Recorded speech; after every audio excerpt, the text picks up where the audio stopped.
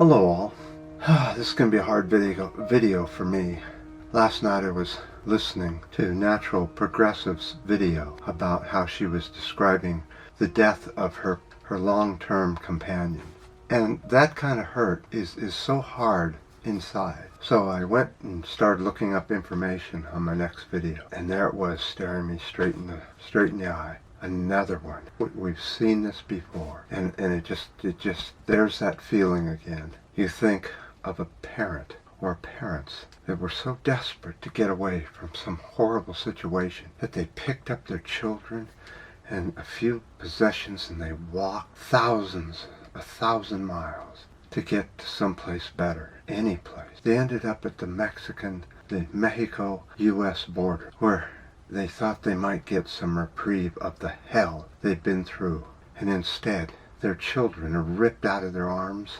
Could you just think of that? Your children being ripped out of your arms, a 1-year-old, a 2-year-old, or a 3-year-old, and they're put in cages or put in prison with one blanket or one aluminum blanket. How's a piece of aluminum supposed to be a blanket? And then this picture here says it all. This is in the U.S. This is in Texas. Texas, one of the worst states on the planet. The worst group of people I've ever seen. If this was happening in California, I think the entire state would be down there complaining and bitching and moaning and saying, end this hell. But Texas, they're just out there beating their, off at this stuff, saying, yeah, this is necessary. We need to separate permanently children from their parents. Thousands and thousands and thousands of parents and children being separated, shoving them in cages and having no care at all, saying it's necessary for the U.S. The U.S. is turning into Germany, 1940s. It's right here in front of our eyes, and what are we doing about it? What are we doing about it? We've seen children, look at this, we've seen children wash up on Syrian shores because of Africanos trying to get away from the hell they're in. And the caring is so not. It seems like the only country that cares a little is Germany. The rest of them are lock them up. Right today, Saturday, it's so sad here in the U.S. We're going to go ahead and we're going to round up 22 million people that aren't documented in this country. Do you know what the hell this country's going through right now? The scaredness. They're going to go door to door in Florida starting, and all over the country, demanding they come in and inspect for people that aren't documented. Where is the outrage? I don't think it's possible anymore. I think that the phone addiction has taken everybody's feelings and smashed them into an app. And they're not allowed to come out at all. Listen to this nonsense. Well, they try and say here in the U.S. that children don't deserve blankets, toothbrush, and toothpaste, let alone food and drinking water and a bed. If you don't have a toothbrush, if you don't have soap, if you don't have a blanket, it's not safe and sanitary. Well, wouldn't everybody agree to that?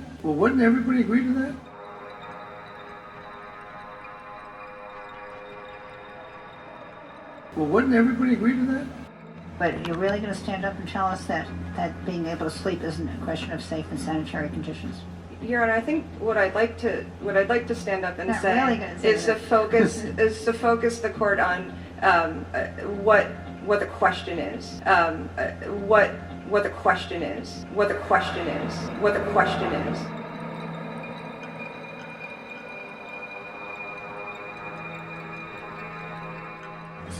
Right? You can't be safe and sanitary or safe as a human being if you can't sleep. Well. So it doesn't say anything about sleeping, so therefore there's nothing in here about being able to sleep. I think the concern there is, Your Honor, the court finding that sleep, for example, is relevant to a finding of no safe and sanitary conditions is one thing, but the ultimate conclusion is safe and sanitary is a singular category in the agreement, and it was one has to assume, left that way and not enumerated by the parties because either the parties couldn't reach agreement on how to enumerate that, or that it was left to the agencies to determine. Or it was relatively obvious, and it's at least obvious enough so that if you're putting people into a crowded room to sleep on a concrete floor with an aluminum foil blanket on top of them, that doesn't comply with the agreement.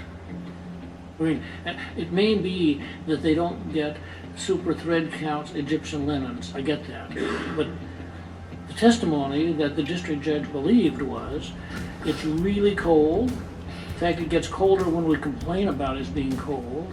We're forced to sleep crowded with the lights on all night long, and all you do to put us on is the concrete floor with an aluminum blanket.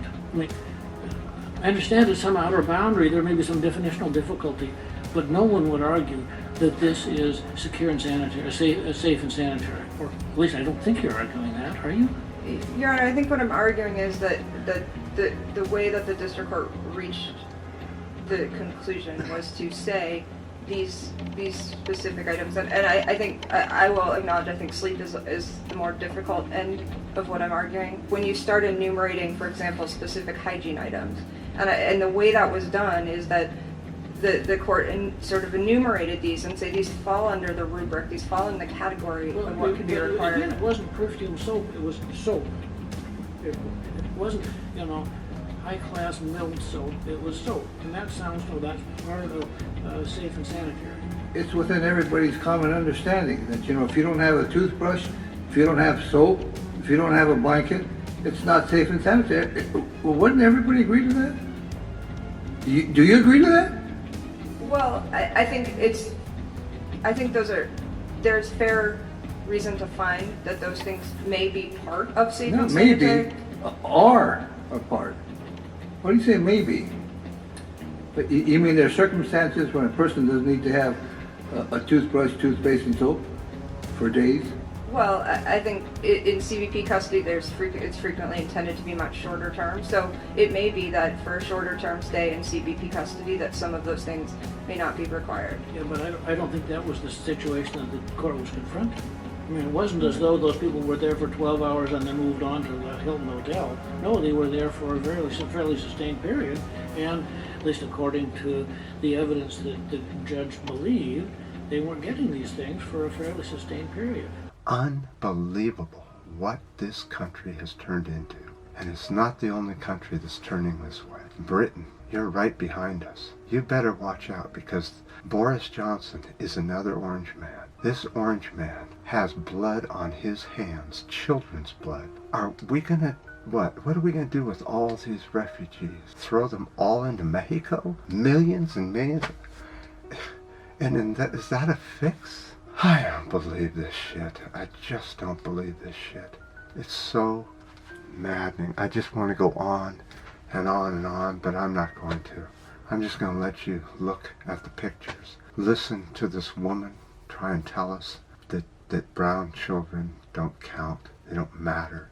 But if you dare do this to their children, could you imagine the outrage? Could you imagine? What goes around comes around. You pile of garbage in Texas who follow this law without question. You people are going to go to the worst swamp you've ever seen because what goes around is coming around. And I have no bad feelings. If I saw you people helpless in the street, I wouldn't even lend a hand.